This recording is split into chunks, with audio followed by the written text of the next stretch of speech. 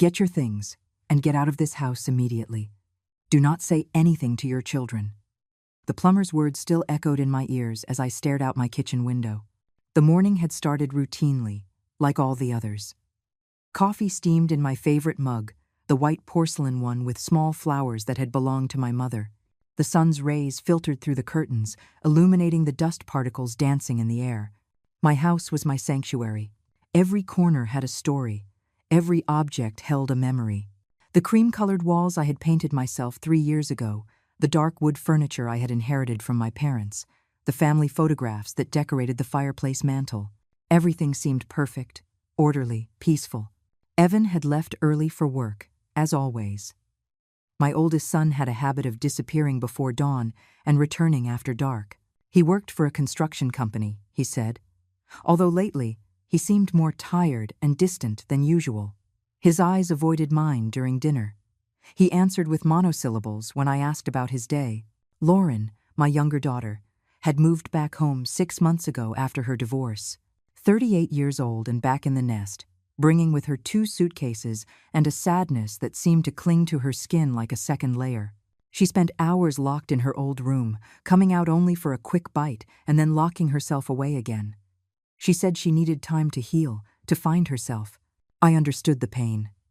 I had lost my husband 7 years ago, and for a long time, my world had fallen apart. But my children had been there, holding me up when I thought I couldn't go on.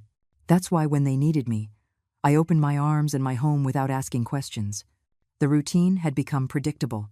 I would get up at 6, make a breakfast that no one ate, water the plants, clean the house, watch the news, prepare a lunch that no one shared with me, read a book, and make a dinner that we ate in silence. The days blurred into one another, like watercolors in the rain. But that morning, something had changed. The upstairs bathroom faucet had started dripping during the night. It wasn't a normal drip, but something strange, as if the water was coming from somewhere it shouldn't. The sound had woken me up several times, an irregular rhythm that wouldn't let me rest. When I came down for breakfast, I noticed a damp spot on the dining room ceiling, right below the upstairs bathroom. Water was seeping through slowly, forming a small drop that fell onto the table every few seconds. It was strange because the upstairs bathroom had been renovated just 2 years ago. Evan had insisted on replacing all the plumbing, hiring a full team of workers who were in the house for weeks. I called Evan at work to ask him what I should do. His voice sounded tense when he answered, as if I had interrupted something important. "Mom, call a plumber. I can't leave work right now." "But shouldn't you check the warranty on the renovation? We just had everything fixed recently." No. Better to call someone new. I'll send you the number of a plumber I know." His response seemed odd. Why didn't he want us to contact the company that had done the original work? But I didn't push it. Evan had been particularly irritable lately, and I had learned not to press too hard. Half an hour later, I received a text message with the name and number of James, a plumber who, according to Evan, had very good references. I dialed immediately. A calm, professional voice answered on the other end. "Good morning. This is James. How can I help you? I have a leak in my ceiling. It seems to be coming from the upstairs bathroom. Could you come take a look?" "Of course, ma'am. I can be there in an hour. What's your address?" I gave him the details and hung up, feeling relieved. At least the problem would be solved soon. I spent the time cleaning the kitchen while I waited, moving furniture that might get wet and placing containers to catch the drops that were still falling from the ceiling. Exactly 1 hour later, the doorbell rang.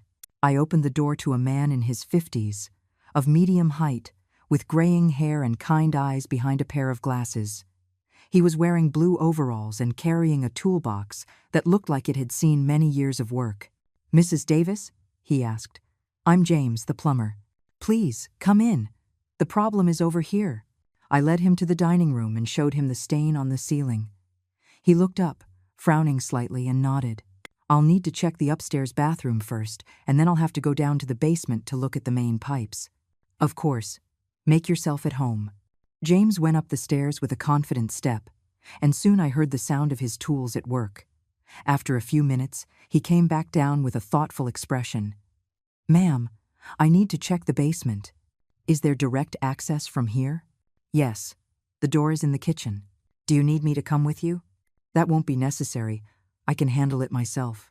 This might take a while. I nodded and went back to my chores, but something in his tone had made me nervous. I couldn't say what exactly, but there was a tension in his voice that hadn't been there when he arrived. James disappeared through the basement door, and silence filled the house. I could only hear the metallic sounds of his tools echoing from below, a distant echo that reassured me. At least someone competent was taking care of the problem. I poured myself another cup of coffee and sat in my favorite dining room chair, where I could keep an eye on the damp spot on the ceiling.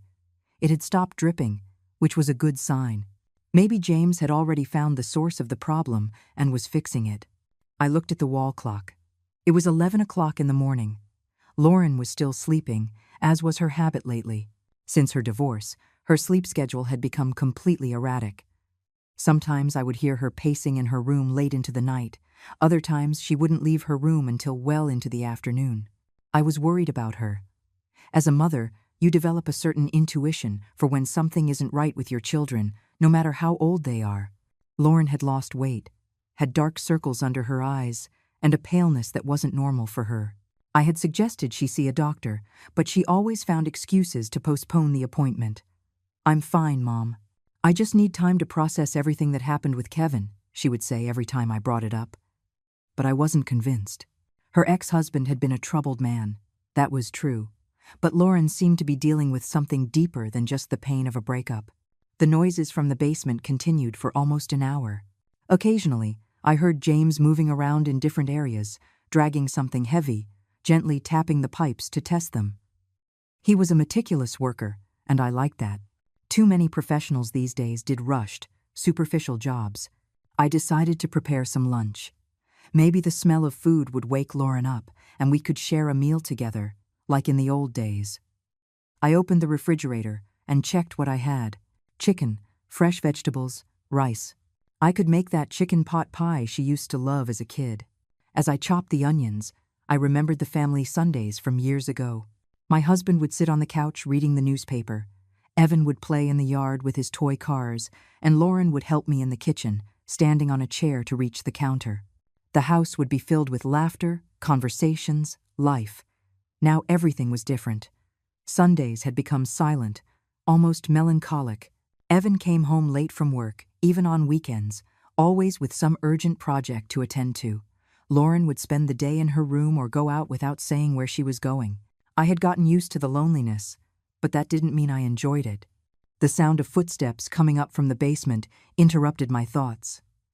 James appeared in the kitchen, but something had changed about his appearance. His face had lost its color, and his hands trembled slightly as he closed his toolbox. "Are you finished? Did you find the problem?" I asked, wiping my hands on my apron. James looked at me strangely, as if he were evaluating something in my face. His eyes darted nervously between my face and the basement door. "Mrs. Davis, I need to talk to you. Can we sit down for a moment?" His tone had changed completely. He no longer sounded like the calm professional who had arrived an hour earlier. There was an urgency in his voice, a tension that immediately put me on alert. "Of course. Is everything all right? Is the leak very serious?" "It's not exactly a leak, ma'am." He sat across from me at the kitchen table, placed his tools on the floor, and took off his glasses to clean them nervously. His hands were still shaking. "I don't understand." "Then what's causing the moisture?" James was silent for a moment, as if searching for the right words. Finally, he looked me directly in the eyes. "Ma'am, do you live here alone?" "No. I live with my 2 children, Evan and Lauren. They're both adults, but they've moved back home temporarily, and they have free access to the basement." The question seemed strange. "Well, yes, it's their house too. Why do you ask?" James leaned forward, lowering his voice as if someone might be listening. "Mrs. Davis, what I found down there is not a plumbing problem. Someone installed something in the basement. Something that shouldn't be there." My heart began to beat faster. "What kind of thing?" It's complicated to explain, but what I can tell you is that it's not accidental. Someone put it there on purpose, and that someone knows this house very well." I felt as if the floor was moving beneath my feet. Are you implying that someone broke into my house to install something in my basement? No, ma'am. I don't think it was a stranger. His words floated in the air between us like a toxic cloud. I couldn't fully process what he was implying. I don't understand. What are you trying to tell me? James stood up and walked to the window, looking out at the yard, as if to make sure we were alone. Ma'am, have you noticed any strange symptoms lately? Unusual fatigue, headaches, trouble sleeping? The question took me by surprise. Well, yes. I have been more tired than usual, and I've had some headaches. But I'm an older woman. Those things are normal. And your children? Have they shown the same symptoms? I thought for a moment. Now that he mentioned it, I hadn't noticed Evan or Lauren complaining of fatigue or headaches. In fact, despite Lauren's emotional problems, they both seemed to be in good physical health. No, they seemed to be fine. James nodded gravely, as if my answer had confirmed his suspicions. Ma'am, I need you to listen to me very carefully. What I'm about to say will be hard for you to accept, but it's important that you believe me. He came back to the table and sat across from me, taking my hands in his. His palms were cold and clammy. The device I found in your basement is connected to this house's ventilation system. Specifically, it's aimed at your bedroom. My bedroom? What does that mean? It means someone has installed a system to release substances into the air you breathe. Substances that could be making you slowly sick. The words seemed to come from far away, as if I were hearing them through a tunnel. They couldn't be real. Things like that didn't happen in real life, and definitely not in my house, with my family. That's impossible.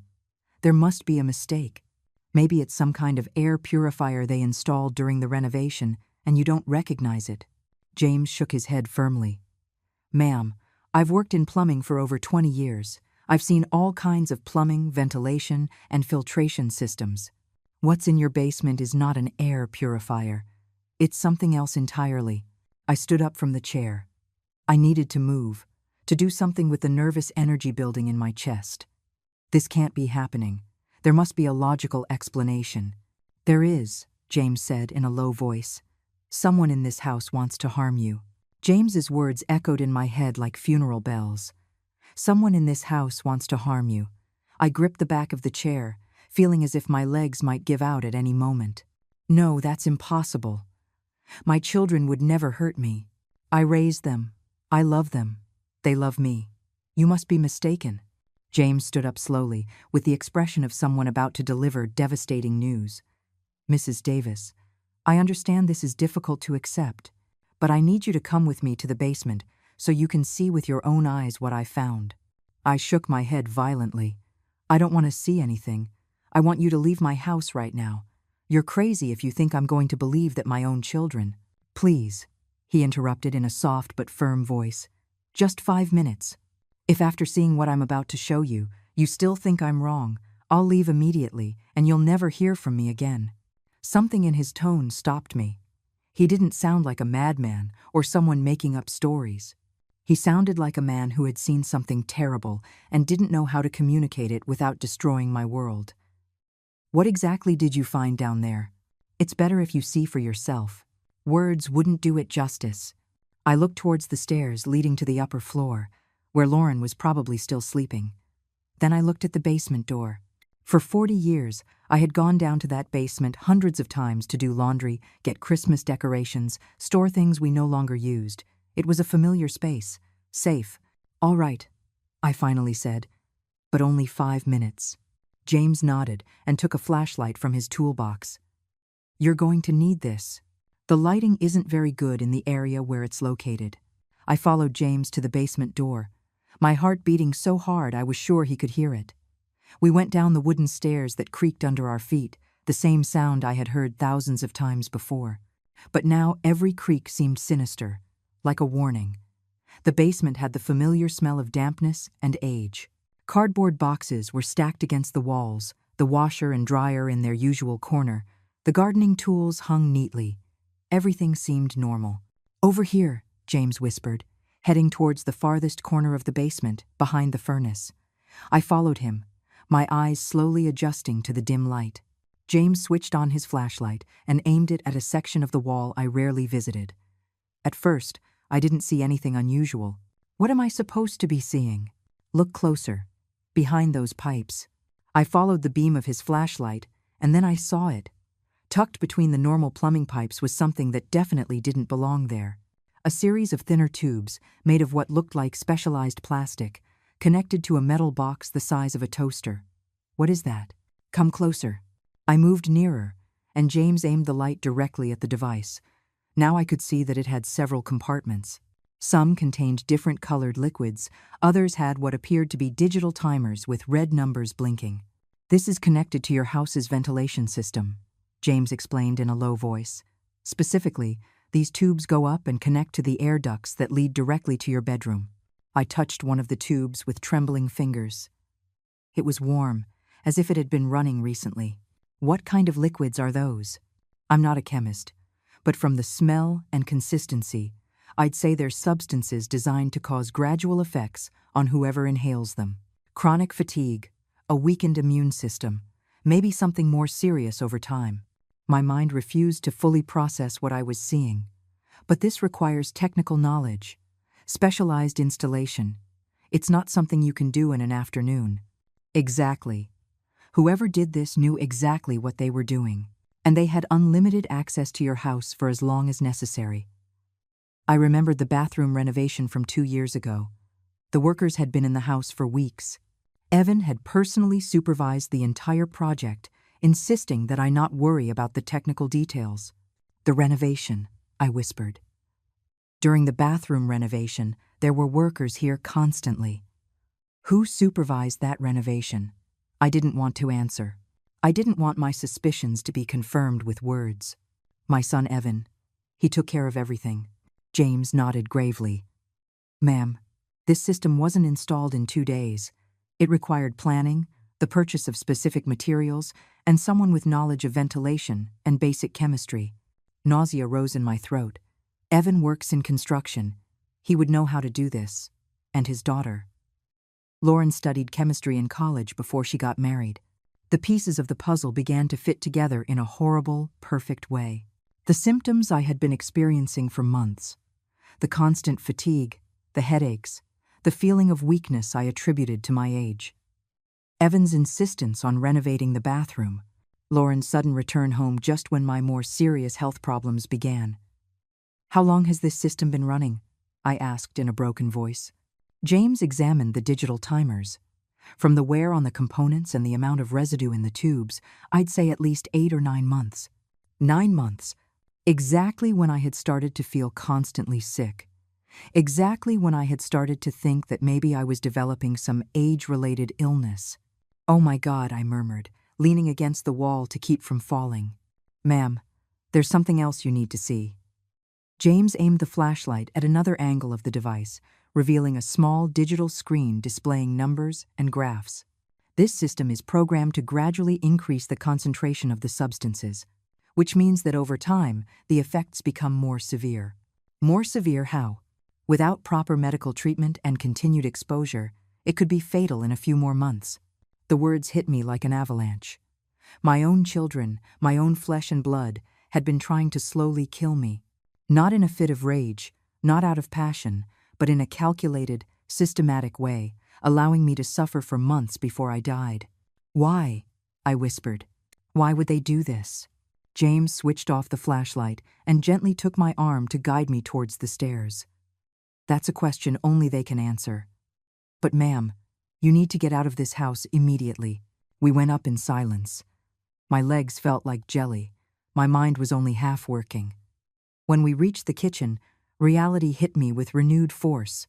This was my house, my refuge, the place where I had raised my children, where I had mourned my husband's death, where I had planned to spend my last years in peace. And my children had turned it into my torture chamber. Mrs. Davis, James said firmly, listen to me very carefully. You need to take only the essentials, leave this house right now, and not tell your children where you are going. But I can't just leave. This is my house. They're my children. Your children are trying to murder you, James said, with a harshness that surprised me. There's no conversation worth having with people who have gone this far. I looked towards the stairs leading to the upper floor. Lauren was up there, probably just waking up, planning to come down for lunch. My little Lauren, who had been such a sweet child, who had comforted me when her father died, who had cried in my arms when her marriage fell apart. I can't believe she's involved, I said weakly. Ma'am, the chemical knowledge required for this is not basic. Whoever designed those mixtures knew exactly what effects each substance would have and in what concentrations. Lauren had studied chemistry. She had worked in a lab for years before getting married. I have to talk to them. They have to explain to me why. James shook his head emphatically. No, ma'am. Once they know you've discovered their plan, they might do something desperate. You need to get to safety first. The silence in the kitchen became deafening. I could hear the ticking of the wall clock, the distant hum of the refrigerator, and my own ragged breathing. James watched me with a mixture of compassion and urgency, waiting for me to process the enormity of what I had just discovered. I need to sit down, I murmured, slumping into one of the chairs at the table. My hands were shaking uncontrollably. I tried to take a sip of my coffee, but the cup was trembling so much that the liquid spilled. James came over and gently took the cup from my hands. Ma'am, I understand this is devastating, but every minute you stay in this house is dangerous. Dangerous? They're my children. James, I changed their diapers. I comforted them when they had nightmares. I helped them with their homework. How can they want to kill me? My voice broke on the last word. The tears I had been holding back finally burst forth, streaming down my cheeks like rivers of pain. James sat across from me, his expression serious but understanding. Mrs. Davis, in my line of work, I've seen a lot of things. I've been in houses where families keep terrible secrets. What I found downstairs isn't the work of someone who acted on impulse. It's meticulous, planned, executed by people who have thought of every detail. But there must be an explanation. Maybe they're being blackmailed, or someone is forcing them. Who could force two adults to install a poisoning system in their mother's house? And if they were being blackmailed, wouldn't they have come to you for help? His words had a cruel logic I couldn't refute. I tried to think of anything that could explain the unexplainable, but every line of reasoning crumbled before the physical evidence I had seen with my own eyes. The money, I whispered suddenly. It has to be about the money. James leaned forward. What money? When my husband died, he left a considerable life insurance policy. Plus, I have a lifetime of savings from work. And this house, it's worth a lot of money now that the neighborhood has been gentrified. How much are we talking about? Between the policy, the savings, and the property value, around $800,000. James nodded gravely. That's a sum that could motivate desperate people to do terrible things. But they're not desperate. Evan has a job. Lauren will get money from the divorce. Are you sure about that? When was the last time you really talked to them about their financial situations? I thought about that question. The truth was, I hadn't had a deep conversation with either of my children in months. Evan was always busy, tired, or in a bad mood. Lauren kept to herself in her room, or went out without saying where she was going. I don't really know how they are financially, I admitted. I assumed they were fine because they never asked me for help. Perhaps because they knew they were going to get all your money another way. The phrase hit me like a slap. I felt physically ill imagining my children sitting together, planning my death, calculating how long it would take, dividing up my possessions before I was even gone. How could they live with me all these months, eat at my table, pretend to love me, knowing what they were doing to me? I don't know, ma'am. But what I do know is that people capable of this are dangerous. And you need to get away from them now. A noise from upstairs startled me. Footsteps on the floor above. Lauren was awake. Mom? She called from upstairs. Who are you talking to? James and I looked at each other. I could see the tension in his eyes, the urgency to leave before the situation got complicated. Tell her I'm the plumber and I'm almost done, James whispered. It's the plumber, honey. He's fixing the leak. I shouted up, trying to make my voice sound normal. Okay, I'll be down in a minute. James stood up immediately. Ma'am, we need to go now.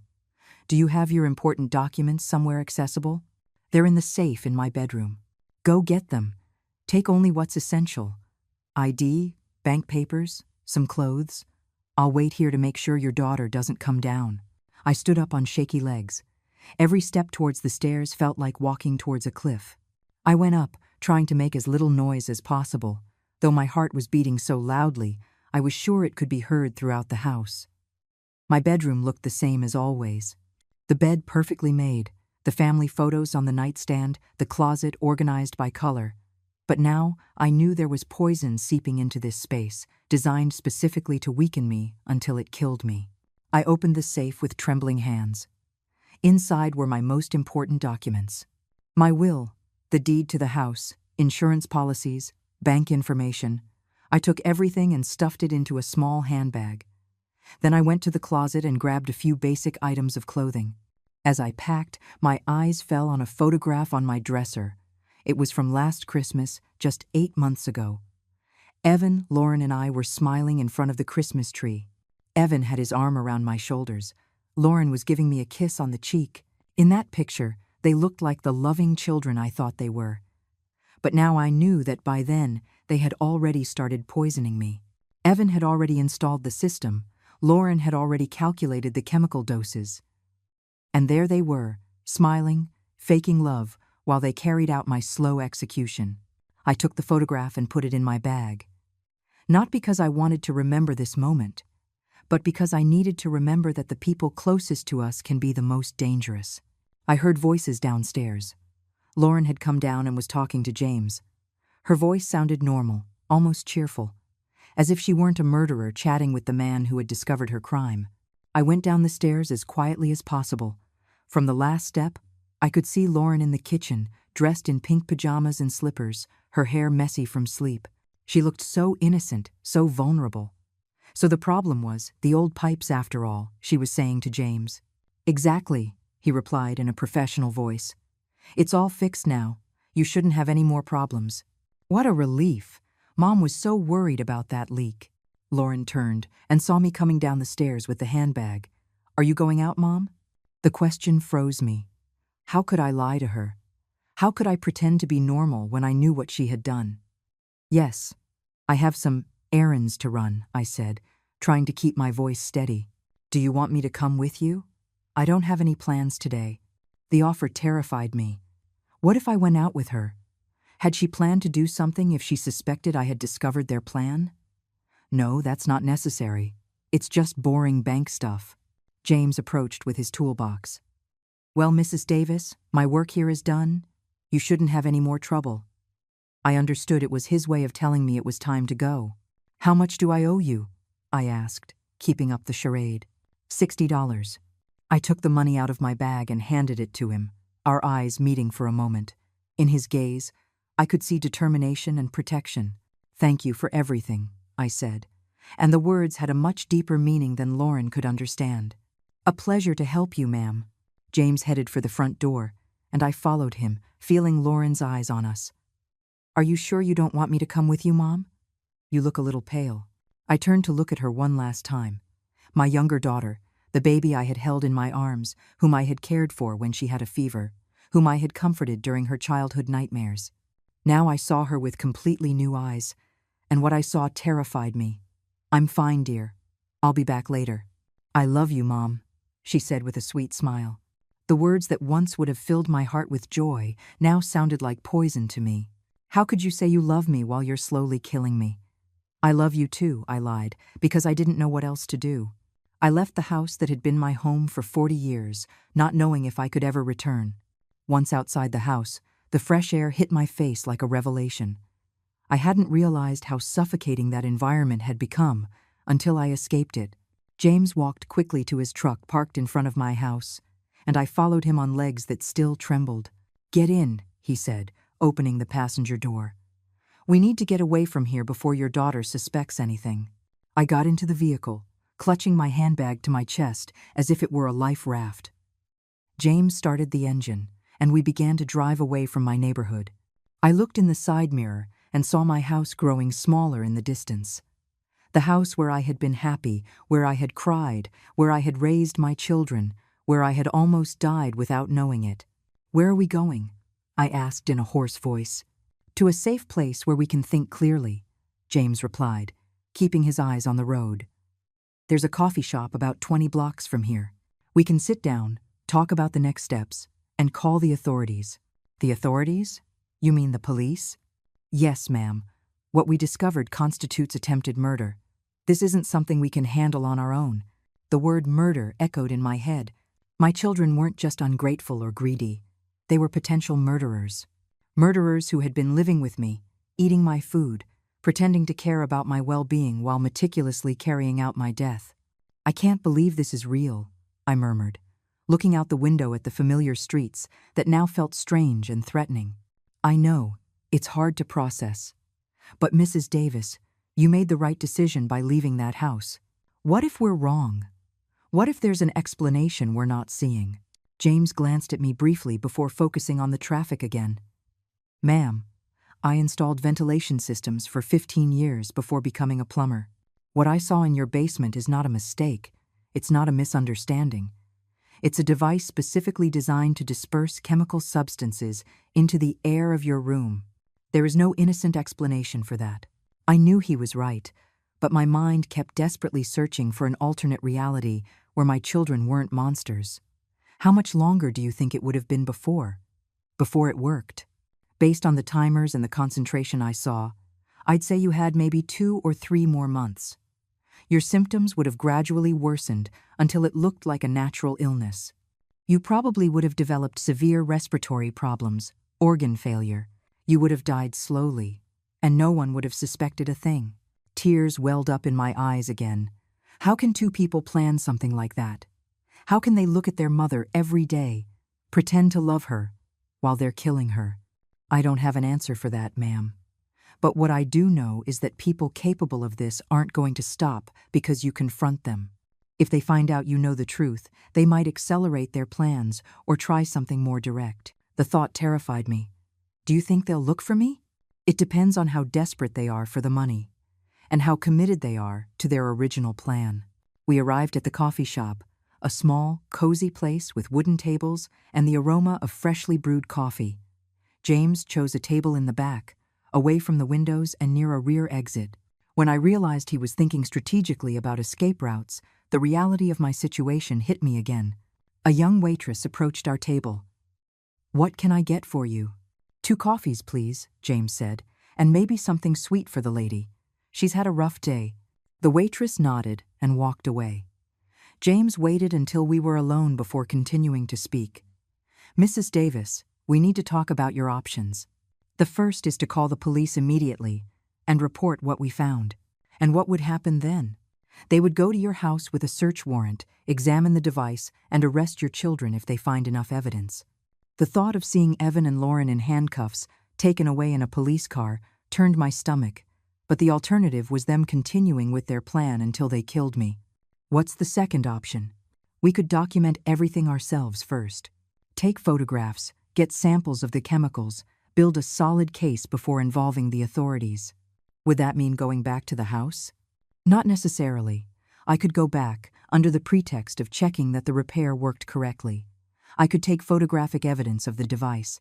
The waitress returned with our coffees and a slice of chocolate cake I hadn't ordered but was grateful for. I needed sugar to process all this information. "But why would you do that for me? You don't even know me." James took a sip of his coffee before answering. "Ma'am, 5 years ago I lost my mother. She died of cancer, but for months before her diagnosis, she complained of strange symptoms that the doctors couldn't explain. Extreme fatigue, respiratory problems, general weakness. Only after her death did we discover that my brother had been stealing money from her bank accounts and tampering with her medication. Oh my God. I couldn't save my mother because I didn't see the signs in time. But when I saw what was happening in your house, I knew I had a second chance to do the right thing." His words moved me deeply. Here was a stranger, risking his time and possibly his safety to help an old woman he had just met that morning. "Was your brother arrested?" "Yes, but not for the physical harm he caused my mother. Only for the theft. By the time we found out about the medication, it was too late to prove it contributed to her death." "That's why you want to help me gather solid evidence." "Exactly. I don't want your children to escape the consequences of what they've done." I took a bite of the chocolate cake, but it tasted like ashes in my mouth. "I can't believe we're talking about my children as criminals. I know it's difficult, but Mrs. Davis, have you noticed any changes in their behavior over the last few months? I thought about the question. Evan has become more distant. He avoids long conversations. He's always busy with work or projects. And Lauren, since she came back home, has been very withdrawn. But I attributed those changes to their personal circumstances. I thought Evan was stressed from work and Lauren was depressed about her divorce. And you never suspected they might be plotting something together? Never. In fact, I thought it was good that she was home because Evan seemed more relaxed when she was around. Probably because they could better coordinate their activities when they were both in the house. The realization hit me like a lightning bolt. The times I went out, they were always home together. They could have been adjusting the device, changing the concentrations, monitoring my symptoms. It's very likely. How could I have been so blind? Because you love them. And when we love someone, we tend to give them the benefit of the doubt, even when the signs are there. My phone vibrated. It was a text message from Lauren. "Mom, is everything okay? You've been out longer than usual." I showed the message to James. His expression hardened. "They're already monitoring your movements. Tell her you're fine, but you were delayed at the bank." I typed the response James suggested, my fingers trembling on the screen. "This means we need to act fast," James said after I sent the message. "Once they suspect something is wrong, they could get rid of the device and destroy all the evidence. What do you suggest we do?" "I'll go back to your house this afternoon, under the pretext of checking for any additional leaks. I'll take detailed photographs of the device and, if possible, samples of the chemicals. Then we'll call the police with solid evidence. And in the meantime, where do I stay? Do you have any trusted family or friends who live far from here?" I thought about my options. My sister lived in another state, but we hadn't spoken in months. I had a few close friends, but involving them in this seemed dangerous. I could stay in a hotel.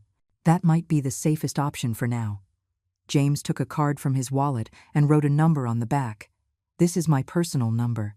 Call me immediately if your children try to contact you or if you notice anything strange." I took the card, feeling as if it were a lifeline in a turbulent ocean. "James, what will happen if we find out they really are trying to kill me? How am I going to live knowing that my own children?" "One step at a time, ma'am. First, let's make sure you're safe. Then we'll worry about the rest." James took me to a modest but clean hotel in the center of town, far from my neighborhood and any place my children might look for me. While he spoke with the receptionist, I sat on one of the lobby armchairs, clutching my handbag and trying to process that my life had completely changed in a matter of hours. "Room 203, James said, handing me the key. "It's in my name, so if anyone asks for you, they won't find you. How much should I pay you for this?" "Don't worry about that now. We have more important things to deal with." We went up in the elevator in silence. The room was small but comfortable. A single bed, a desk, a chair, and a window overlooking the main street. James checked the room carefully, making sure the windows had locks and the door had a double lock. "Keep the door locked at all times," he instructed me. "Don't open it for anyone but me. If you need anything, call room service." "When are you going back to my house?" "In about 2 hours. I'll tell them I received a call from another client complaining of similar problems and that I want to verify that my repair at their house is working correctly. It's common practice in my profession to recheck complicated jobs. It shouldn't raise suspicion." James headed for the door but stopped before leaving. "Mrs. Davis, there's something I need to ask you. Do you have a will?" The question took me by surprise. "Yes." "Why? Are your children the sole beneficiaries?" "Yes. Everything is divided equally between Evan and Lauren." James nodded gravely. "That confirms the motive. With you out of the way, they would immediately inherit a considerable sum. But the will specifies that if my death is suspicious or the result of a crime, they lose all inheritance rights. Do they know that?" I thought about the question. "I'm not sure. We've never discussed the specific details of the will. That could explain why they chose such an elaborate method. If your death appeared natural, the result of a gradual illness, no one would question the will." The cold calculation of their actions terrified me again. They had not only planned to kill me, but they had planned to do it in a way that would guarantee they would benefit financially from my death. "James, what kind of people do this?" "People who have lost all normal emotional connection. people for whom money has become more important than any family bond. But I raised them to be good people. I taught them values, gave them love, provided them with an education. Sometimes, ma'am, people turn into something completely different from what we expected. Circumstances, pressures, bad decisions can change someone completely. After James left, I was alone in the hotel room. The silence was overwhelming. For decades, I had been used to the constant noise of a full-house television, conversations, footsteps on the stairs, doors opening and closing. Now, in this silent room, my mind finally had space to fully process what I had discovered. I sat on the bed and took out my phone. I had 3 more messages from Lauren. "Mom, it's 4 o'clock. Where are you? Evan is asking for you. He says you're not answering his calls. I'm starting to worry. Please answer." Each message sent shivers down my spine. Was she really worried? Or was she starting to suspect that something had gone wrong with their plan? I decided to reply. "Everything's fine, dear. The bank was very crowded, and then I went shopping. I'll be back soon." The reply came immediately. "What did you buy? Do you need me to come pick you up?" Her insistence on knowing exactly where I was and what I was doing now seemed sinister instead of considerate. "No need. I have a ride. See you at home." She didn't reply immediately, which was strange. Normally, Lauren replied to messages instantly. I lay on the bed and closed my eyes, trying to remember signs I had missed. When had all this really started? Had there been moments when I should have suspected something? I remembered a conversation from a few months ago. Evan had casually mentioned that he thought I should consider moving into a smaller apartment. "This house is too big for one person, Mom," he had said, "and the upkeep must be expensive." At the time, I thought he was worried about my well-being. Now I realized he was probably assessing how much the property would be worth. I also remembered that Lauren had been asking strange questions about my finances. "Do you have enough money for your medical expenses as you get older, Mom? Have you thought about what you'll do if you need special care?"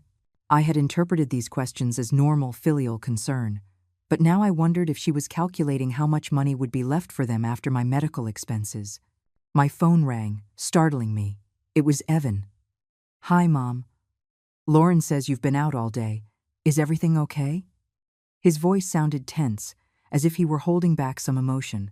"Yes, dear. I just had things to do." "What kind of things? It's strange you didn't tell us you were going to be out so long. Since when do I need to report my movements to my children?" I replied, trying to sound normal but firm. There was an awkward pause. "You're right. It's just. We worry when you change your routine." "My routine? Well, you're usually home in the afternoons. You make dinner at the same time every day." I realized they had been monitoring my schedule much more closely than I had noticed. Was it to make sure I was in my room during the times of highest poison concentration? "I have the right to change my routine occasionally," I said. "Of course. Are you going to be home for dinner?" "I'm not sure. Maybe I'll eat out tonight." Another pause. "Out? With whom?" His tone had become more tense. It was as if the idea of me having an independent social life made him nervous. "With a friend?" I lied. "Which friend? You haven't mentioned plans with friends in months." His interrogation was making me more and more nervous. Why did he need to know exactly who I was with and where? "Evan, why so many questions? I'm a grown woman." "I'm sorry, Mom. It's just. You've been acting a little strange lately." "Strange how?" "More tired, more forgetful. Lauren and I have been worried about your health." The irony of his words sickened me. They had caused my fatigue and confusion, and now they were pretending to be concerned about the symptoms they had created. "I'm fine," I said firmly. "Maybe you should see a doctor. As a precaution." "What for?" "To make sure everything's normal. At your age, it's important to have regular checkups." Did they want me to go to a doctor to document my symptoms? To create a medical history that would support the idea that I was developing a natural illness? "I'll consider it," I said, wanting to end the conversation. "Okay. I love you, Mom. Be careful." "I love you too," I lied, because the words had become automatic after decades of repeating them. After hanging up, I realized my hands were shaking violently. The conversation had confirmed my worst fears. They were not only poisoning me, but they were carefully monitoring my response to the poison, documenting my symptoms, preparing for the final phase of their plan. I looked at the clock. James had been gone for an hour. I hoped he could get the evidence we needed without raising suspicion. My phone vibrated with another message from Lauren. "Evan says you're having dinner out." "Which friend? We could join you." The thought of being in a restaurant with my 2 children, knowing what I knew now, terrified me. What if they suspected I had discovered their plan? Would they try to do something desperate in public? I didn't reply to the message. Instead, I lay on the hotel bed, and for the first time in months, I cried freely. I cried for the betrayal, for the loss of the family I thought I had, for the future I had imagined surrounded by the love of my children. I cried for the naive woman I had been that morning, who believed the biggest problem in her life was a leak in the ceiling. When the tears finally stopped, I realized something had changed in me. The initial shock had given way to a cold determination. My children had chosen to see me as an obstacle to their wealth.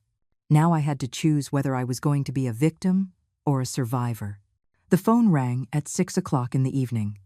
It was James.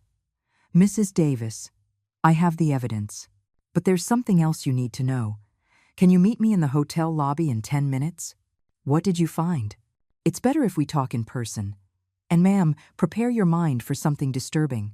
I went down to the lobby with my heart in my throat. James was sitting in the same armchair where I had waited before, but his expression was even more serious than in the morning. He had a folder in his hands and a digital camera. "What happened?" I asked, sitting across from him. "I got detailed photographs of the device," he said, opening the folder. "But while I was documenting everything, I heard your children talking in the kitchen. They stayed there thinking I was in the basement working." He showed me the photographs. They were clear, detailed images of the system I had seen that morning. The tubes, the chemical containers, the digital timers, everything documented from multiple angles. "These photographs are solid evidence," he continued. "But what I heard is even more important." "What did you hear?" James leaned forward, lowering his voice, even though we were in a secluded corner of the lobby. "Your son Evan was telling Lauren that you had been acting strangely today, that your answers to their questions were evasive. They already suspected something." "Yes, but there's more. Lauren said they needed to speed up the timeline, that they couldn't risk waiting another 2 months. I felt as if I had been punched in the chest. "Speed up how?"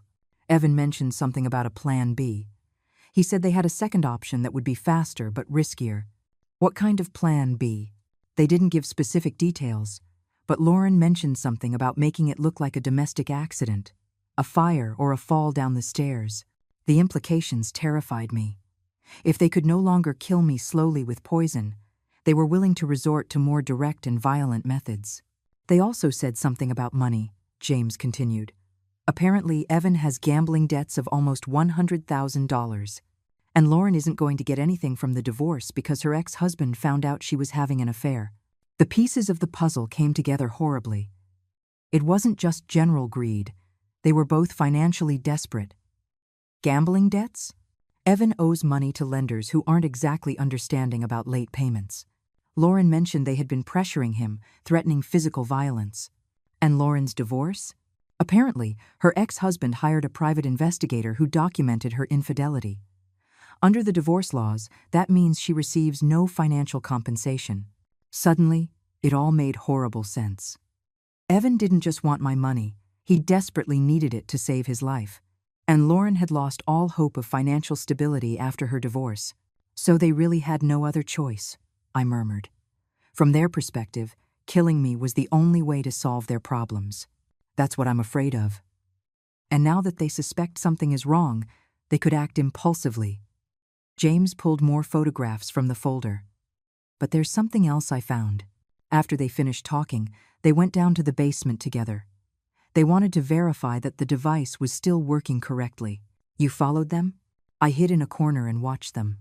"Mrs. Davis, what I saw confirmed that this has been going on for months." He showed me a photograph of a notebook he had managed to capture from a distance. Pages filled with dates, times, and handwritten notes. "What is that?" "A detailed log of your response to the poison. Dates when you seemed more tired, when you complained of headaches, when you had trouble sleeping. They've been documenting everything as if it were a science experiment. The photo showed notes like March 15th, Mom complained of dizziness after lunch. March 22nd, slept until 10 o'clock in the morning, very unusual. April 3rd, forgot dentist appointment, mental confusion increasing. They've been monitoring my decline, I whispered, feeling sick, and adjusting the doses according to their observations. Look at this entry from last month. He pointed to a line that read, "Reduce nighttime concentration, symptoms too obvious. Evan suggests switching to morning release when she's alone." They were refining the process to make sure no one else noticed what was happening to me. Exactly. But ma'am, there's something even more disturbing. James turned to the next page of photographs. This one showed a list written in Lauren's handwriting. What does it say there? It's a list of symptoms they expected you to develop, and a timeline of when they planned for each one to appear. I read the list with growing horror. Weeks 1 to 4, general fatigue, attributable to aging. Weeks 5 to 8, memory problems, mild confusion. Weeks 9 to 12, respiratory difficulties, physical weakness. Weeks 13 to 16, severe deterioration, possible hospitalization. Weeks 17 to 20, organ failure, apparently natural death. We're in week 14, James said grimly. According to their timeline, you should already be hospitalized, dying slowly while doctors tried to figure out what mysterious illness had struck you. But I'm still here, I said, feeling a fierce determination growing in my chest. Their perfect plan failed. Yes, but now they know something went wrong. And desperate people do desperate things. My phone vibrated. It was a message from Evan. "Mom, the plumber came back to check his work. He says everything is perfect. When are you coming home?" "They already know you're not where you should be," James said, reading the message over my shoulder, "and they're starting to panic. What do we do now?" "We call the police immediately. With these photographs and what I heard, we have enough evidence to get them arrested." But before I could answer, my phone rang. It was Lauren. Should I answer? Yes, but be very careful what you say. "Mom, where are you?" "Evan and I are very worried." Her voice sounded different. There was a tension that hadn't been there in previous conversations. "I'm fine, dear. Why so much concern?" "It's just," the plumber said something strange when he came to check his work. My heart raced. "What did he say?" "He mentioned that you had been asking about ventilation problems in the basement, but you never mentioned ventilation problems." James had invented that story as an explanation for having been exploring the basement, but now it had backfired on us. "I don't remember saying that." I lied. "Mom, is there something you're not telling us? Is there a problem with the house that we don't know about?" I could hear Evan talking in the background, but I couldn't make out the words. "Everything's fine, Lauren. It was just a misunderstanding with the plumber." "Where are you right now? We can come pick you up." The question sounded like a threat disguised as an offer of help. "That's not necessary. I have a ride." "But Mom, it's 7 o'clock in the evening. You never stay out this late without letting us know." "Lauren, I'm an adult. I don't need to ask permission to leave the house." "I know, but..." There was a pause, and I heard murmurs in the background. "Evan wants to talk to you." Before I could protest, Evan's voice replaced Lauren's. "Mom, you need to come home right now." His tone had changed completely. He was no longer the worried son. He sounded authoritarian, almost threatening. "Excuse me? You said you were running errands at the bank and shopping, but the bank closed at 5, and you haven't bought anything. Where have you really been?" "I don't have to explain my movements to you, Evan." "Yes, you do. Especially when you start acting suspiciously and strangely." James gestured for me to hang up, but I needed to hear how far they were willing to go. Suspicious of what? "The plumber told us you had been asking very specific questions about ventilation systems. Questions that someone would only ask if they suspected something was wrong." My blood ran cold. They had connected the dots faster than we expected. "I don't know what you're talking about." "Mom, come home now. We can talk about this as a family. And if I don't want to go home..." There was a long, charged pause. When Evan spoke again, his voice was as cold as ice. "Then we'll have to come and get you." I hung up the phone with trembling hands. Evan's words echoed in my head like a direct threat. James looked at me with a grave expression. He had heard enough of the conversation to understand that the situation had escalated dangerously. Mrs. Davis, we need to call the police right now. Your children know you've discovered something, and they're willing to take drastic measures to silence you, James said, pulling out his own phone. Wait, I said, grabbing his arm. What are we going to tell them? That my children are slowly poisoning me and now they've threatened me over the phone. It sounds like the paranoid fantasy of an old woman. We have the photographs, the physical device in your basement, and I'm a witness to the conversation I heard between them. That's solid evidence. Before I could reply, my phone vibrated again. This time, it was a text message from a number I didn't recognize. Mrs. Davis, we know where you are. The President Hotel downtown. Room 203. You have 10 minutes to come down to the lobby before we come up to get you. Terror paralyzed me completely. James, look at this. I showed him the message with fingers that trembled so much I could barely hold the phone. How the hell did they find out where I am?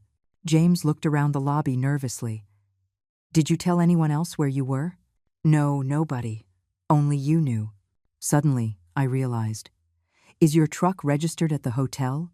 There could be security cameras that showed when we arrived together. It's possible. Or maybe they followed my vehicle when I left your house the second time. If they were already suspicious, they could have been watching.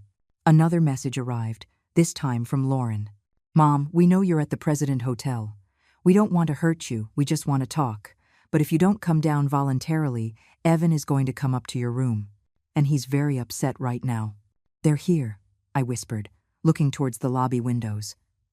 They're somewhere nearby, watching us. James stood up immediately. Come on. There's a back exit through the hotel restaurant's kitchen. We can get out without them seeing us. And then what? I can't run forever. They're my children. They know all my favorite places, my friends, my routines. That's why we need the police to arrest them tonight. Once they're in custody, you'll be safe.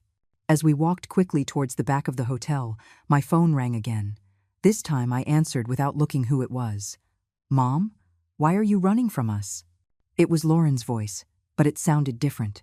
There was a coldness in her tone I had never heard before. We just want to protect you. You've been acting very strangely lately, and we're worried about your mental health. My mental health is perfectly fine, Lauren. What's not fine is what you two have been doing in my house. There was a long pause. When Lauren spoke again, she had dropped all pretense of filial concern. What do you think we've been doing, Mom? I think you two have been trying to slowly kill me to inherit my money. And I think when you realized I had found out, you decided to speed up your plans. Those are very serious accusations, Mom. Accusations that could suggest you're suffering from senile paranoia. The way she said senile paranoia made me immediately understand what their defense strategy would be. They would say I was a confused old woman, possibly with early dementia, who had misinterpreted normal situations and developed conspiracy theories about her own children. I'm not confused, Lauren. I saw the device in the basement. I saw the tubes connected to my bedroom's ventilation system. I saw the chemicals and the timers. What device, Mom? There's no device in the basement. There's just normal plumbing and the ventilation system we installed during the renovation. Now I understood why they had been so insistent that I come home. They had used the hours since my disappearance to dismantle the entire system and eliminate the evidence. James has photographs, I said, looking at him as we continued moving towards the back exit. James? You mean the plumber? Mom, that man is a complete stranger. Why would you believe him over your own children? Don't you think it's strange that a plumber you had never seen before today is suddenly filling your head with paranoid ideas about your family? Her logic was diabolically clever. To any outside observer, it would indeed seem strange that an old woman would trust a stranger more than her own children. Evan wants to talk to you, Lauren continued. We can sort this out as a family, but only if you stop running and come home. I'm not going back to that house. Then I guess we'll have to bring you back. The line went dead. James and I had reached the back door of the hotel. He opened it carefully and looked into the alley. It was empty except for some trash cans and a stray cat. My truck is parked 2 blocks from here, James whispered. If we can get there without being seen, we can go directly to the police station. We started walking quickly down the alley, but when we reached the corner, We saw James's truck. There was someone standing next to it. Evan. We stopped immediately and stepped back into the shadows. Evan was holding his phone in one hand and what looked like a tire iron in the other. He was looking down the alley, clearly waiting for us. "He knows your vehicle," I whispered. "He must have followed you when you left my house." "We can call the police from here," James said, dialing the emergency number on his phone. But before he could complete the call, we heard footsteps behind us. We turned and saw Lauren blocking our way out of the alley. In her hands, she held something that made my blood run cold. A large syringe filled with a clear liquid. "Hello, Mom," she said with a smile that didn't reach her eyes. "You were very hard to find." We were trapped between Evan and Lauren, in a dark alley where no one could see us or hear us scream. The syringe in Lauren's hands probably contained a concentrated dose of the same thing they had been using to poison me gradually, but in an amount that would be fatal in minutes. "Lauren, please," I begged. "I'm your mother. I raised you. I love you. How can you do this? Love doesn't pay debts, Mom. Love doesn't give me financial stability. Love isn't going to save Evan from the men who want to break his legs over the money he owes." Her response was delivered with a coldness that made me understand that the daughter I had raised no longer existed, or perhaps had never really existed, and I had simply seen what I wanted to see. "You're going to go to prison," I told them, trying to sound braver than I felt. "James has evidence of what you've been doing." "You mean these photographs?" Evan approached from the other end of the alley, holding James's camera. "I found them in his truck. Very smart to document everything, but not very smart to leave the evidence in an unlocked vehicle." My heart sank. Without the photographs, we had no physical proof of what they had been doing. And by the time the police could get a warrant to search my house, they would have already removed all traces of the device. "Besides," Evan continued, "who's going to believe that two successful, respectable children murdered their elderly mother? Especially when that mother had been showing obvious signs of mental decline and paranoia in recent months." "You had it all planned from the beginning," I murmured, finally understanding the depth of their manipulation. "Of course we did," Lauren said, advancing towards us with the syringe. "Did you really think we were stupid enough not to consider all the possibilities?" At that moment, when all seemed lost, and my children were approaching with deadly intent, I heard the most beautiful sound in the world, police sirens approaching rapidly. James had managed to complete the emergency call before Evan arrived and had activated his phone's location feature. Lauren stopped immediately, the syringe still in her hands but with a panicked look on her face. Evan dropped the tire iron and started walking quickly towards the opposite exit of the alley, but it was too late. 3 police cars appeared simultaneously at both ends of the alley, blocking all escape routes. "Police, put your hands where we can see them," shouted an officer as he got out of his vehicle with his weapon drawn. Evan immediately raised his hands, but Lauren seemed to be considering using the syringe on me as a last desperate act. James stood between her and me, extending his arms protectively. "Ma'am, drop what you have in your hands slowly and take a step back," ordered a female officer who had approached from the other side. "It's not what it looks like," Lauren shouted, but her voice sounded hysterical. "This woman is my mother, and she's suffering from dementia. We were trying to take her back home for her own safety." "And for that you needed a syringe?" the officer asked, approaching cautiously. It's medicine. To calm her down. She's been having violent episodes." But her explanation sounded weak even to herself. The officers had seen enough domestic abuse situations to recognize the signs. For the next 30 minutes, while Evan and Lauren were handcuffed and read their rights, I sat in the back of an ambulance that had been called to check my health. James was giving his detailed testimony to a detective, showing the photographs he had managed to email to his own account before Evan destroyed his camera. "Mrs. Davis," said the lead detective, approaching me after finishing with James, "we need you to come with us to the station to give your full statement. But first, we're going to search your house with a warrant to document any evidence that may still be there." "You won't find anything anymore," I told him. "They had hours to get rid of everything." "Maybe, but criminals, especially first-timers, often make mistakes in their panic to clean up the scene. Besides, certain types of chemical residues are almost impossible to completely remove." 3 hours later, sitting in an interrogation room, drinking terrible coffee and giving my testimony for the third time, I received confirmation that the detective was right. They had found traces of the chemicals in my bedroom's ventilation ducts, residues in the basement pipes that had been hastily disconnected, and most incriminating of all, the notebook with the detailed log of my symptoms hidden in Lauren's room. Apparently, in their haste to dismantle the physical device, they had forgotten to get rid of the written documentation of their experiment. It has been 6 months since that horrible night in the alley. Evan and Lauren were arrested and charged with attempted murder with premeditation. During the trial, which lasted 3 weeks, the full truth came to light. Evan's gambling debts amounted to $120,000, and the lenders had begun to threaten not only him, but also Lauren. She had lost everything in her divorce due to her proven infidelity and was facing bankruptcy.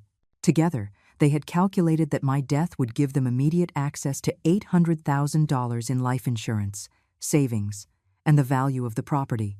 The slow poisoning method had been Lauren's idea, who remembered enough from her chemistry studies to design a mixture that would simulate natural deterioration due to aging. During the trial, neither of them showed any real remorse. Their statements focused on justifying their actions out of financial desperation, as if that somehow lessened the gravity of having conspired to murder their own mother. Evan was sentenced to 25 years in prison with no possibility of parole for 15 years. Lauren received 20 years with the possibility of parole after 12. Both appealed the sentences, but the appeals were denied. I sold the house where I had lived for 40 years. I couldn't stay in a place where every room reminded me of the betrayal.